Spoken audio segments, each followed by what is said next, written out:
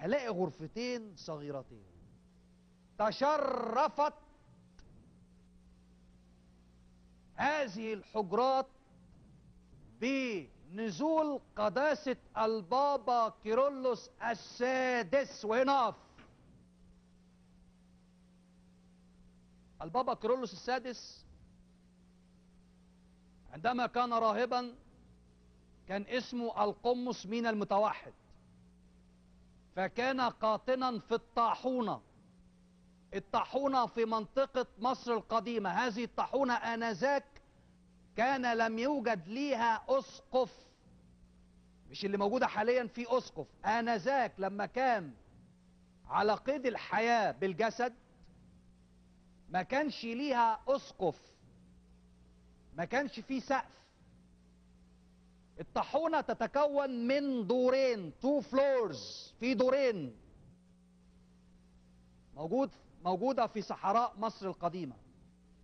إبان الحرب العالمية الثانية، Der Zweite Weltkrieg، Second World War، لسيكوندا جرة، إبان الحرب العالمية الثانية، كان في حرب. ساب البابا كيرلس السادس، أو بمعنى أصح آنذاك القمص من المتوحد، ساب الطاحونة وأتى إلى هذه الكنيسة، كنيسة القديس يوحنا وأباكير. قعد فين بالظبط؟ خش من البوابة اللي هي الباب اللي هو مصنوع من البازلت، اللي هو سمكه 8 بوصة، يمين هتلاقي فيه حجرتين صغيرتين كان موجود بيهم قداسة البابا كيرلس السادس لمدة 4 يارة، 4 años، 4 years، 4 سنوات في هذه الكنيسة يخدم ويصلي. لذلك شهرة هذه الكنيسة أيضا من جلوس وخدمة القمص من المتوحد في هذا المكان لمدة 4 سنوات. أشوف الشكل التالي، هخش جوه الكنيسة، أنا كده في صحن الكنيسة. صحن الكنيسة، هذا الصحن لما هاجي هقف كده ابص فوق الكنيسة، الكنيسة ليست لها سقف، ملهاش سيلينج، ملهاش سقف. ابص الاقي طالما ملهاش سقف، لو بصيتوا حضراتكم كده هلاقي فيه انا كده امام المذبح الذي في الوسط عندي 3 مذابح او 3 هياكل، دراي التري، 3 الترز. انا امام الهيكل المتوسط اللي هو في الوسط. الهيكل ده خاص بي او مكرس لي القديسة العذراء مريم والدة الاله. يبقى انا دلوقتي فين؟ صحن الكنيسة. بص فوق، ما عنديش سقف، السقف من الخشب، والكنيسة مفيش سقف مسلح، السقف من ألواح الخشب. بص الاقي في 3 هياكل. الهيكل اللي موجود في الوسط هيكل خاص بالسيدة العذراء مريم، يمين موجود هيكل خاص للقديس يوحنا المعمدان، شمال هلاقي هيكل خاص للقديس ماري جرجس الروماني. يبقى اذا في عندي 3 هياكل موجودة داخل هذه الكنيسة. بص حضراتكم، هتتاني في عمودين، ده اول نظر في عمودين، في عمود في الاخر اهو ناحية السيدات في الآخر، وفي عمود على الشمال، في عمود عندي يمين وفي عمود عندي شمال. العمودين دول واحد من الجرانايت والتاني من الرخام الماربل ومن الجرانايت. العمودين دول لهم قصة رائعة جدا في المسيحية. أي عمود تبص له هتلاقي فيه فوق حاجة بنسميها الكراون، تاج. التاج ده على زهرة اللوتس. العمودين دول مفيش incurvings or crowns، يعني مفيش زخارف او كراون. مفيش زخارف هندسية ولا زخارف نباتية. العمودين دول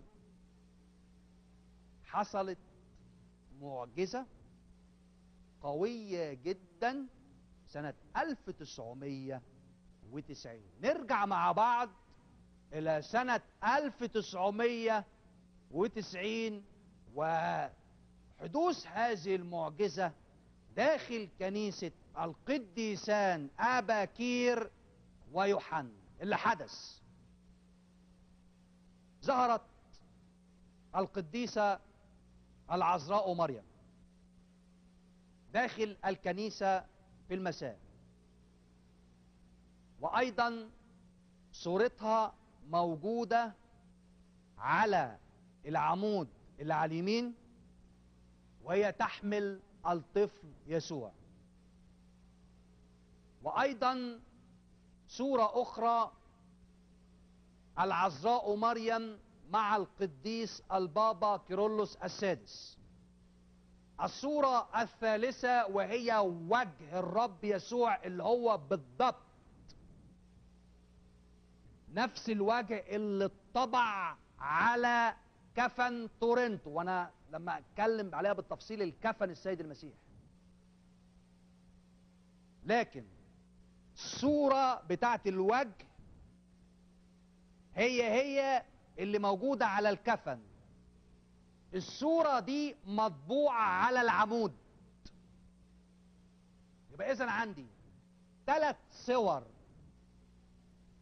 الصورة الأولى لولادة الإله السيدة العذراء مريم وحدوث هذه المعجزة بالظهور داخل الكنيسة سنة 1990. والصورة الثانية وهي ظهور البابا القديس كيرلس السادس مع 2 ملائكة، لأنه أمضى 4 سنوات داخل الكنيسة. والصورة الثالثة وجه رب المجد يسوع. ال3 صور دول على العمودين، واحد جرانايت التاني رخام. بعد 7 أشهر من حدوث هذه المعجزة تم ظهور صلبان موجودة لحد دلوقتي. تم ظهور صلبان على العمودان، العمود الأيمن والعمود الأيسر. الصلبان دول محفورين، أكن بالظبط فنان هو اللي نحت الصلبان ديت داخل الكنيسة. نشوف الشكل التالي. بص حضراتكم، الأيقونة اللي على اليمين